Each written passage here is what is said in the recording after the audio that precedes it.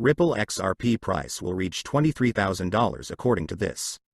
U.S. Representative Brad Sherman recently advised the Securities and Exchange Commission, SEC, to go after crypto exchanges that supported Ripple's XRP token. However, in a recent interaction with Fox Business journalist Eleanor Tourette, Sherman made another claim against the token. Welcome to the Finance Up channel. If you liked this video, don't forget to like it and subscribe to the channel. Do you think the analysts are right about XRP? Write the answers in the comments. Giving away 500 XRP at the end of the week. One random subscriber will receive XRP coins. Take a look at the instructions in the comments section. All you need to do is write the word XRP, watch the video to the end, to like and subscribe. In a brief response filed by the SEC yesterday, the Commission still objects to Judge Sarah Netburn's decision ordering securities regulators to hand over the documents to Ripple. The Securities and Exchange Commission claims that Judge Netburn misunderstood the law. According to the Commission, the argument that, since the speech reflected Hinman's personal opinion, it cannot be privileged is based on the premise of two factual and legal errors. This allegation is based on two false dichotomies that the defendants continue to defend.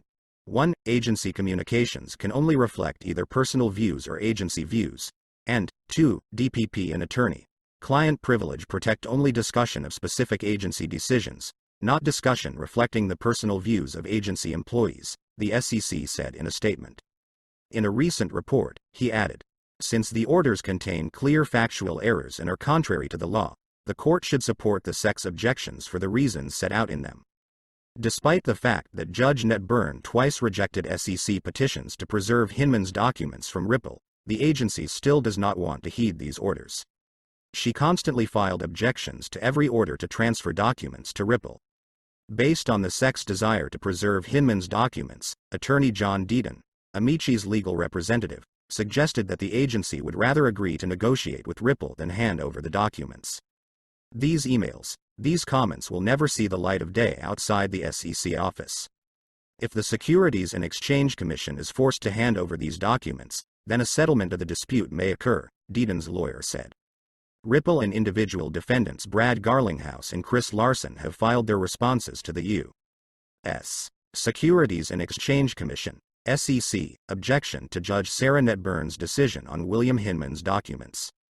Recall that initially the SEC claimed that it could not hand over drafts of Hinman's speech because the documents are protected by the privilege of the deliberative process, DPP. Judge Netburn rejected this argument.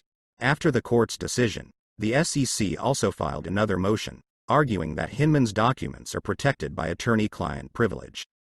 The Securities and Exchange Commission claimed that Hinman had received legal advice from the Commission's lawyers before drafting the speech.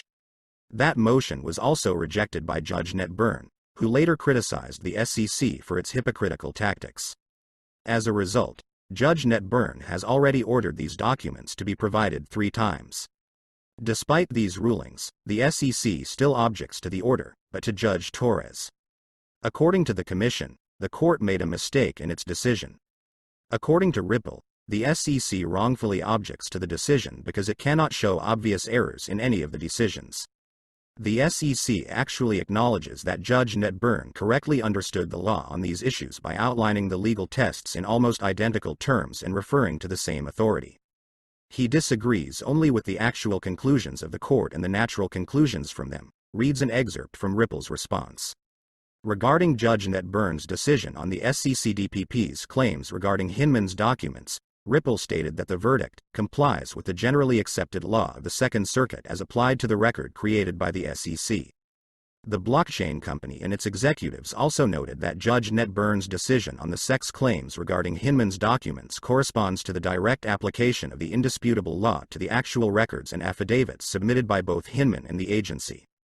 In addition, Ripple criticized the SEC for changing what was said earlier, as it considered it appropriate to prevent the transfer of drafts to the company. It is noteworthy that the SEC claimed that Hinman's speech in 2018 was his personal opinion and did not reflect any of its policies.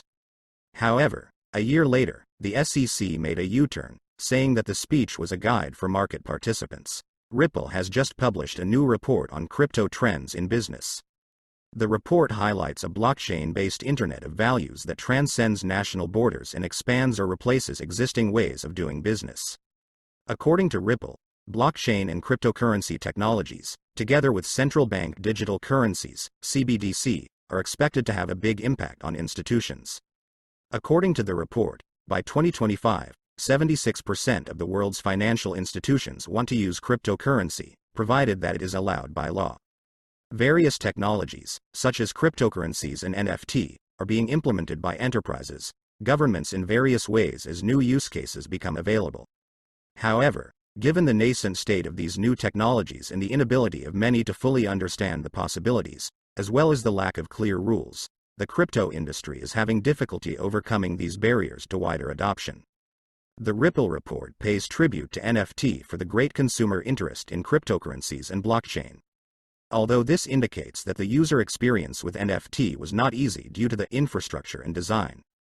According to Ripple and, more controversially from the point of view of cryptocurrency, CBDC will contribute to what has been done by cryptocurrencies and stablecoins, and thereby set in motion the flywheel of the blockchain.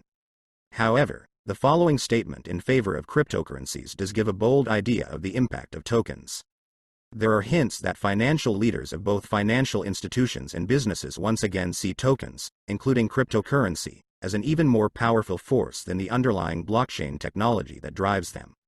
Following the general schemes of buying and selling tokens at their first launch, Ripple believes that in some cases this gives way to greater complexity and advanced programmability, which is now happening with NFT and CBDC.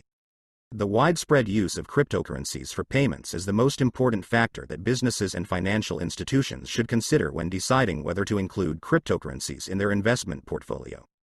The usefulness of cryptocurrencies as a kind of hedging is in second place, and the associated use of cryptocurrencies as an intermediate currency is in third place. Institutions see the greatest value in cryptocurrencies for portfolio management, including hedging, and mainly for payments. 70% of financial institutions surveyed for this study expressed interest in using blockchain technology for various types of payments. The wider use of technologies such as DeFi is still not being explored by most institutions. The current price of XRP for today you can see yourself on the screens, and the trading volume for 24 hours is $1,294,436,065 US. We are updating our XRP price in US dollars in real time. XRP has dropped 4.08% in the last 24 hours. Do you think XRP will be able to win the court and restore its former price? Write the answers in the comments. That's it for today. Thank you for watching this video to the end. If you liked it, then don't forget to like it and subscribe to the channel.